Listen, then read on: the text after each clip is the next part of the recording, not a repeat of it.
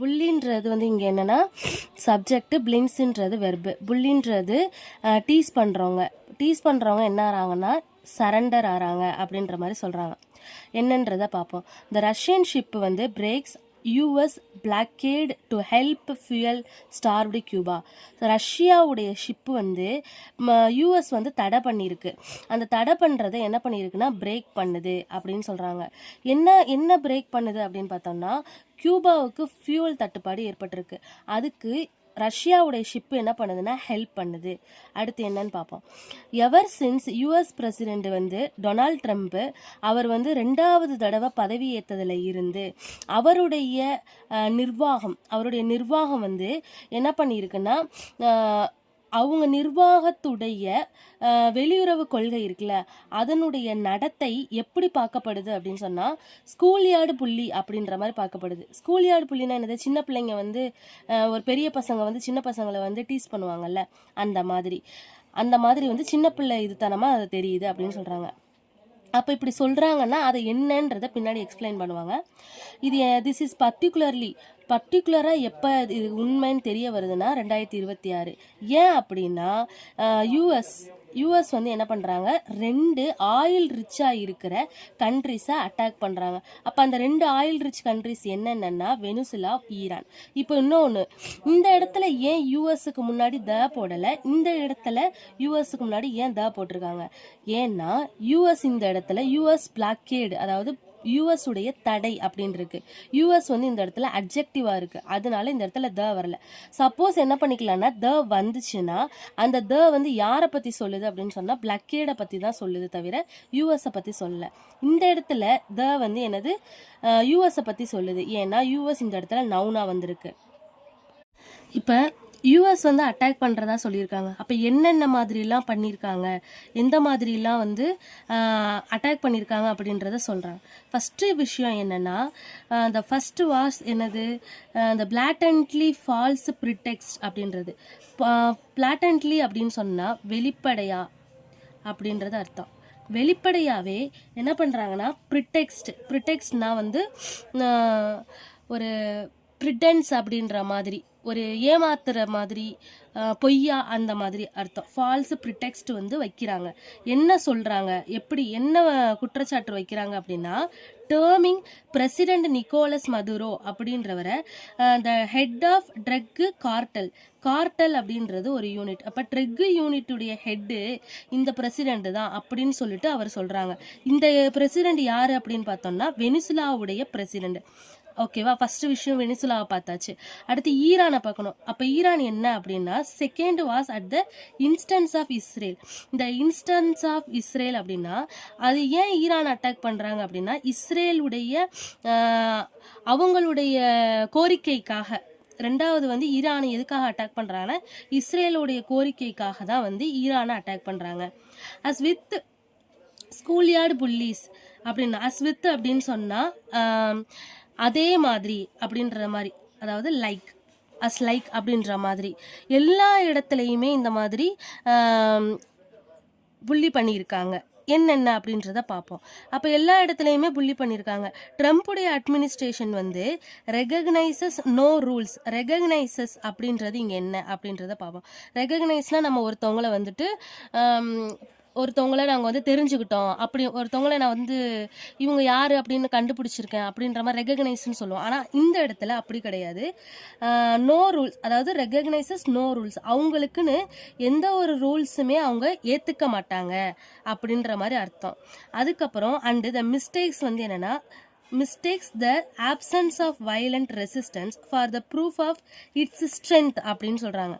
என்னன்னா வயலன்ஸை அவங்க தடை பண்ணாமல், நாங்கள் யாருக்கிட்டையுமே என்ன பண்ண மாட்டோம்னா எந்த வயலன்ஸையுமே தடை பண்ண மாட்டோம் அப்படின்னு அந்த இடத்துல நாங்கள் ஆப்சன்ஸாக இருப்போம், அதுதான் எங்களுடைய ஸ்ட்ரென்த்து, அந்த மாதிரி அவங்க காமிக்கிறது தவறாக வந்து என்ன பண்ணிக்கிறாங்கன்னா அவங்கள காமிச்சிக்கிறாங்க. ஸ்ட்ராங்லிங் அப்படின்றது என்னென்னா அவங்களுடைய ரொம்ப கழுத்தை நெரிக்கிற மாதிரி பிரச்சனை இருக்கு.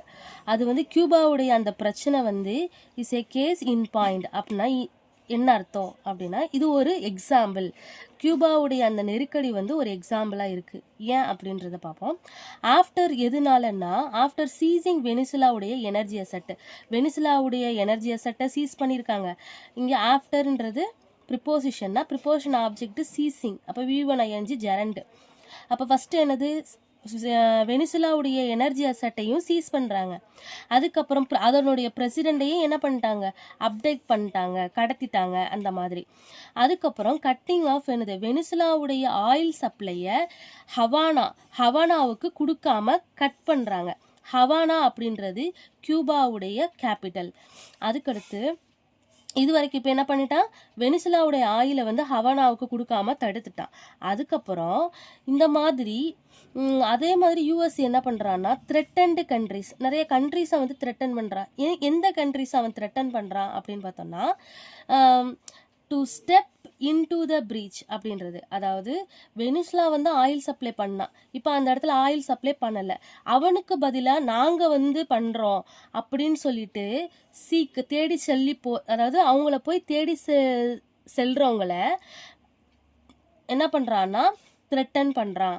அந்த மாதிரி உள்ள கண்ட்ரி என்னன்னா, ஒரு எக்ஸாம்பிள் சச்சஸ் அப்படின்னு சொல்லியிருக்காங்க. அந்த கண்ட்ரி என்னன்னா மெக்சிகோ. அதுக்கடுத்து and imposed to de facto a naval blockade on Cuba. அதுக்கப்புறம் கடல் வழி தடையும் என்ன பண்ணுறான்னா இம்போஸ் பண்ணுறாங்க. இது இந்த டிஃபேக்டோ அப்படின்றது என்னன்னா உண்மையிலே அப்படின்ற மாதிரி அர்த்தம். அதுக்கடுத்து இது என்ன ஆகுது அப்படின்னா, leading to a severe fuel கிரன்ச்சுன்றது அவங்களுடைய தட்டுப்பாடு, ஒரு நெருக்கடி அந்த மாதிரி வந்து கொடுக்குது. இது வந்து அங்கே இருக்கிற கியூபாவில் இருக்கிற ஆர்டினரி பர்சன்ஸுக்கு ரொம்ப அக்யூட்னா சீரியஸான ஒரு டிஸ்ட்ரெஸ், வருத்தத்தை கொடுக்குது. இந்த மாதிரிலாம் வந்து கியூபாவுக்கு வந்து ஒரு சிக்கலை கொடுத்துட்டு இந்த பிஹேவியர் வந்து எப்படி ஜஸ்டிஃபை பண்ணுறாங்க, ட்ரம்ப் வந்து ஜஸ்டிஃபை பண்ணுறாங்கன்னா, இது வந்து அவங்களுடைய ஒரு attempt to take over Cuba. நாங்கள் கியூபாவை டேக் ஓவர் பண்ணுறதுக்கான ஒரு அட்டெம்ப்ட்டு அண்ட் ரிமூவ் இட்ஸ், அதனுடைய ரொம்ப வருடமாக இருக்கிற கம்யூனிஸ்ட் கவர்மெண்ட்டை நாங்கள் ரிமூவ் பண்ணணும் அப்படின்னு சொல்கிறாங்க. இப்போ இந்த இடத்துல இஸ்ன்னு இருக்கு. இந்த இஸ்ஸுடைய சப்ஜெக்ட் என்னன்னா திஸ் பிஹேவியர். இந்த பிஹேவியர் எப்படி பார்க்குதுன்னா அதனுடைய ஸ்ட்ராட்டஜியாக அவங்க சொல்கிறாங்க. So notably imperial that it has been எனது டேர்ம்டு டான்ரே டாக்டரின் அப்படின்றது. அதாவது இம்பெரியல் அப்படின்னு சொன்னா ராயல் அப்படின்றது. வெளிப்படையாகவே இது வந்து ஒரு ராயலுக்கு கீழே தான் இது வரணும். இது வந்து அதுக்கு பேர் என்னன்னு சொல்கிறாங்கன்னா இந்த மாதிரி சொல்கிறாங்க. அதுக்கடுத்து இந்த யூஎஸ் உடைய ஹெமிஸ்பியர் டாமினன்ஸ் வந்து ஒரு 2 செஞ்சுரியா வந்து இருக்கு. அந்த டாமினன்ஸ் உடைய இன்ஸ்ட்ருமெண்ட் அப்படின்றது என்ன, எதை வச்சு இவங்க டாமினன்ஸ் பண்றாங்க அப்படின்னு பார்த்தோம்னா, க்ரூடு தான் அவங்களுடைய இன்ஸ்ட்ருமெண்டா ப்ளே பண்ணுது. இந்த புள்ளி பண்ணுறவங்களுடைய பவர் வந்து எப்படி இருக்குன்னா ரொம்ப பிரிட்டில், அதாவது ஃப்ரெஜைல், வீக்காக தான் இருக்கும். இது வந்து எப்போ வரைக்கும் இது ஹோல்டில் இருக்கும் அப்படின்னா, சம்ஒன் கால்ஸ் த பிளஃப், அதாவது பொய்யான மிரட்டல் வந்து வர்ற வரைக்கும் இது வந்து ஹோல்டாக இருக்கும். ரஷ்யா வந்து கியூபாவுடைய அலாய் எப்போ இருந்துன்னா சோவியத் ஏரால இருந்து. அவங்க என்ன பண்ணுறாங்கன்னா ஒரு டேங்கரை டிஸ்பேச் பண்ணுறாங்க. எதுக்காக அப்படின்னா ஹியூமானிட்டேரியன் எய்டா. எதுக்கு, டு ஃபியூவல் ஸ்டார்வ்டு கியூபாவுக்கு வந்து ஃபியூவல் பிரச்சனை இருக்கா, அதுக்காக ஒரு மனிதாபிமானமாக உதவி பண்ணுறாங்க. இது அதுக்கு மட்டும் இல்லை, it is also tested the will of Trump. ஓகேவா, ட்ரம்ப் அட்மினிஸ்ட்ரேஷன். எதுக்காக அப்படின்னு பார்த்தோன்னா என்ன டெஸ்ட் வைக்கிறாங்க அப்படின்னா, இன்னொரு அனதர் நியூக்ளியர் பவர் வச்சிருக்கிற ஒரு கண்ட்ரியுடைய ஷிப்பை அவங்க இன்டர்டிக்ட் பண்ணுறாங்களா, தடுக்கிறாங்களா அப்படின்றத பார்க்குறதுக்காக. ஆனால் அந்த டேங்க் என்ன ஆயிடுச்சுன்னா எந்த ஒரு பிரச்சனையுமே இல்லாமல், வித்தவுட் இன்சிடெண்ட் இல்லாமல் அது என்ன ஆயிடுச்சு, ரீச் ஆயிடுச்சு. இட் டேர்ன் அவுட், இது இப்போ என்ன ஃபைனலாக என்ன தெரிய வருது அப்படின்னா, US did not push back, restrict பண்ணலை, அவங்க வந்து எந்த ரெஸ்ட்ரிக்டும் பண்ணலை. அந்த ப்ளஃப் வந்து இப்போ ரிவீல் ஆகியிருக்கு. ப்ளஃப்னா என்னது? ஒரு பொய்யான மிரட்டல் வந்து இப்போ ரிவீல் ஆகிருக்கு. என்ன பொய்யான மிரட்டல்னா, ஏற்கனவே இந்த மாதிரி வந்து ஷிப்பை வந்து கியூபாவுக்கு கொடுத்துருக்காங்கல்ல ரஷ்யா, அது. அப்போ ஈவன் இஃப் அந்த கண்ட்ரி எப்படி அதை காமிச்சிக்கிறது, that has itself displayed, அது எப்படி காமிச்சிக்கிறதுனா, யூஎஸ் என்ன மாதிரி பண்ணாங்களோ அதே சிமிலர் பிஹேவியரை அவங்க பக்கத்தில் இருக்கிற கண்ட்ரி உக்ரைனுக்கு அவங்க பண்ணியிருக்காங்க. அப்படி பண்ண கண்ட்ரியவே அப்படிப்பட்ட கண்ட்ரி தான் அது. ஆனால் அது பண்ணதையே அவங்க யூஎஸ் என்ன பண்ணலை, ரெஸ்ட்ரிக்ட் பண்ணலை.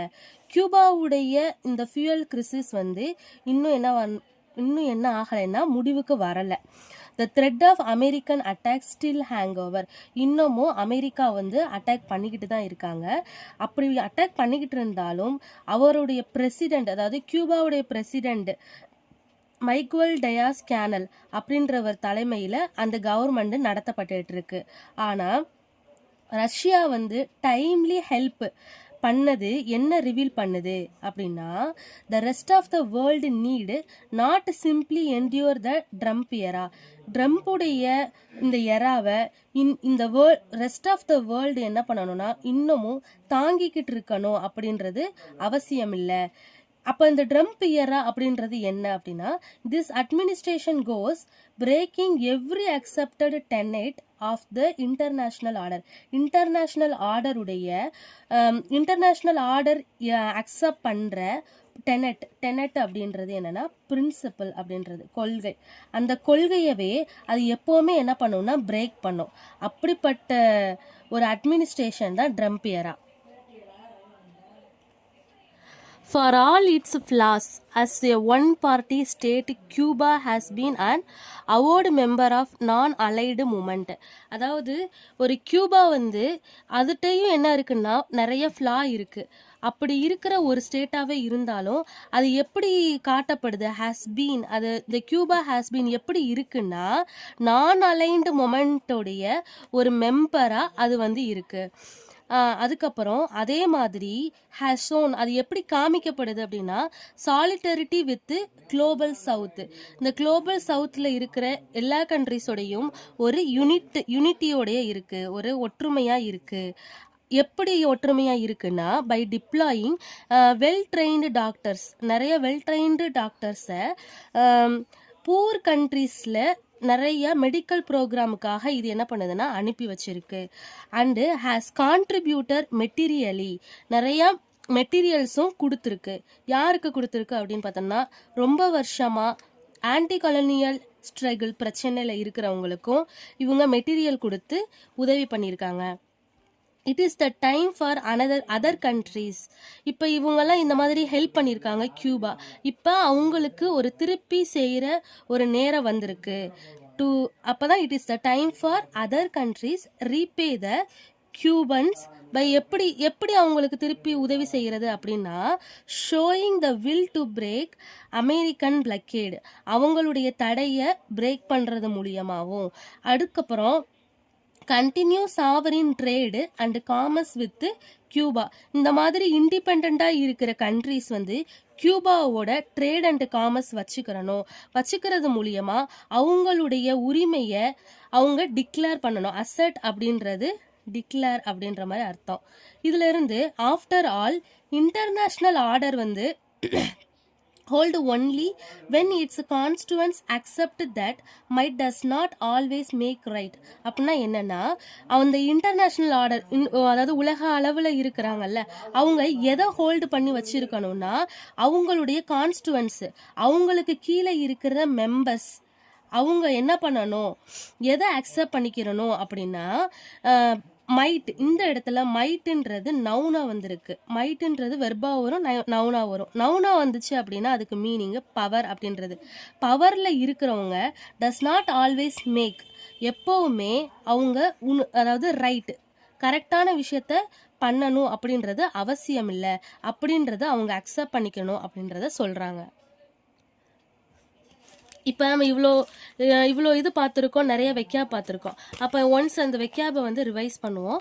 பிளிங்க்னா என்ன சொல்லியிருந்தேன், சரண்டர் அப்படின்றது. பிளாட்டன்ட்லி அப்படின்னா என்னது, ஃப்ளாகரண்ட்லி வெளிப்படையா அப்படின்றது. ப்ரிடெக்ஸ்ட் அப்படின்னு சொன்னால் ப்ரிட்டன்ஸ். அடுத்து கார்ட்டல்னா என்னன்னு சொன்னால் யூனியன். அதுக்கடுத்து ரெகக்னைஸ்னா என்னன்னா, இதுக்கு இன்னொரு அர்த்தம் என்னது, அக்செப்ட். ஸ்ட்ராங்கிள் அப்படின்றது த்ராட்டில்னா கழுத்தை நெரிக்கிற மாதிரி பிரச்சனை இருக்கு அப்படின்னு சொன்னது.